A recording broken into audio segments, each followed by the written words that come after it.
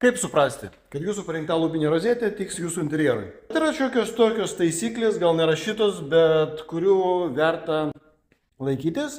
Viena iš jų būtų tokia, kad rozetės diametras neviršyje, kaip taisyklė, neviršyje šviestuvo dydžio, o antroji patalpos, kurio aukštis ir plotas didesnis, galima naudoti didesnės rozetės, mažesnėse patalpose mažesnės. Kaip pavyzdžiui, standartinis būdas, kurių lubų aukštis yra 2,5 metro, o kambariai būna 10-15 kvadratinių metrų, naudotume 30, 40, iki 50 cm diametro rozetės, o kambariuose, kurių lubų aukštis 3 metrai, o plotas 30-40 kvadratų, galima naudoti ir 60, 7, 8